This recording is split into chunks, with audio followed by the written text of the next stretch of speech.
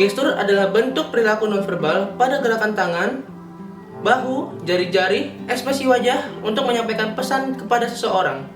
Komunikasi nonverbal melibatkan berbagai saluran, yaitu gerak tubuh, penampilan tubuh, komunikasi wajah, komunikasi mata, komunikasi sentuh, parabahasa dan keheningan, pesan spasial, komunikasi artifaktual, dan temporal. Jenis-jenis dari gerakan gestur adalah pointing gestur atau menunjuk, di mana dengan menggunakan tangan, jari-jari, dan kadang-kadang alat tulis untuk menunjukkan sebuah benda secara fisik, tempat, atau ruang. Representasional adalah tindakan atau gerakan yang menggambarkan ide-ide konkret dan abstrak, entisitas, atau peristiwa yang disampaikan dalam kata-kata. Writing gesture atau menulis terjadi ketika tindakan isyarat meninggalkan bekas permanen pada media baru, misalnya lembar kerja, papan tulis, atau representasi visual. Baik, pada materi kali ini saya akan menjelaskan tentang komunikasi nonverbal dan juga pesan nonverbal. Komunikasi nonverbal adalah komunikasi yang menggunakan isyarat, bukan menggunakan kata-kata. Menurut Larry A. Samovar dan juga Richard E. Porter, komunikasi nonverbal mencakup semua rangsangan kecuali rangsangan verbal dalam suatu setting komunikasi yang dihasilkan oleh individu dan penggunaan lingkungan oleh individu yang mempunyai nilai pesan dan potensial bagi pengirim ataupun penerima. Contoh dari komunikasi nonverbal itu seperti ada kontak mata, gestur, mimik muka, sentuhan, hingga penampilan merupakan komunikasi nonverbal. Fungsi komunikasi nonverbal ada 5. Pertama ada repetisi, substitusi, kontradiksi, komplement, sama aksentuasi. Apa itu repetisi? Repetisi itu adalah yang dimaksudkan mengulangi maksud komunikasi verbal. Contohnya seseorang menganggukkan kepala ketika mengatakan ya dan menggelengkan kepala ketika mengatakan tidak. Kedua ada substitusi. Substitusi itu apa? Substitusi itu adalah pesan nonverbal yang disampaikan sudah cukup jelas dan mudah dimaknai lawan bicara.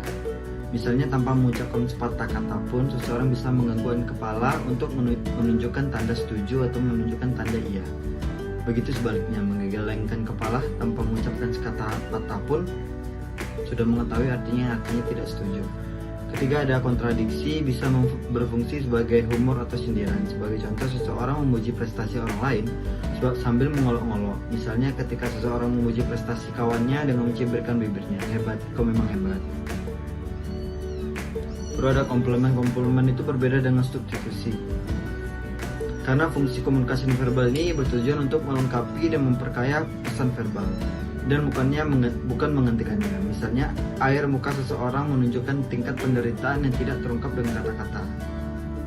Baru ada yang terakhir, aksentuasi. Aksentuasi ini menegaskan pesan verbal atau menggarisbawahinya. Misalnya, seseorang mengungkapkan betapa jeleknya dia dengan memukul mimbar. Selanjutnya itu adalah struktur nonverbal. Saat Anda sedang dalam percakapan, biasanya Anda dapat memberi dan menerima isyarat atau tanda bahwa Anda siap untuk berbicara, mendengarkan, ataupun mengomentari pesan yang telah disampaikan oleh lawan bicara Anda. Isyarat pengambilan dan ini biasanya dapat bersifat verbal. Contohnya saat Anda mengatakan, bagaimana menurut Anda? Dengan maksud kata tersebut yaitu memberikan kesempatan kepada lawan bicara Anda untuk membalasnya. Namun, tidak jarang dari kita menggunakan struktur nonverbal. Dengan contohnya itu anggukan kepala kepada lawan bicara Anda. Contoh seperti ini. Dengan maksud contoh tersebut memberikan arti yaitu bahwa Anda siap untuk memberi atau melemparkan giliran bicara kepada lawan bicara Anda.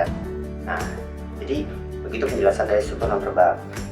Selanjutnya berlanjut ke bagian-bagian tubuh yang menggunakan bahasa tubuh. Bagian-bagian tubuh yang menggunakan bahasa tubuh. Yang pertama, kepala. Bagian tubuh kepala biasa digunakan untuk menegaskan atau menolak informasi yang diberikan. Pola-pola gerakan kepala tertentu juga biasa digunakan untuk menunjukkan minat atau ketertarikan pada apa yang sedang dibicarakan orang lain. Sebagai contoh, iya, tidak, Kalau itu emang beneran pegel guys. Yang kedua, wajah. Wajah adalah bagian tubuh yang paling banyak mengirimkan pesan tersembunyi. Bagian ini dapat menunjukkan emosi seseorang, terutama mata. Mata adalah salah satu bagian wajah yang paling menarik dibahas dalam hubungannya dengan bahasa tubuh karena melalui mata Anda dapat berkomunikasi secara intens dengan orang lain. Sebagai contoh,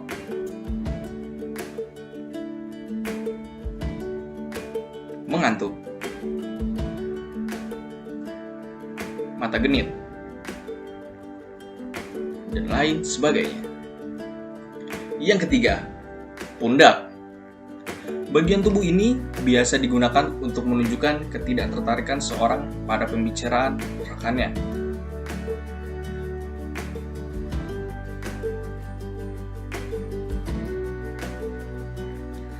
Yang keempat, lengan. Bagian tubuh ini biasa digunakan untuk mengekspresikan emosi, juga biasa digunakan untuk membuat pemiliknya terlihat lebih berkuasa. Sebagai contoh,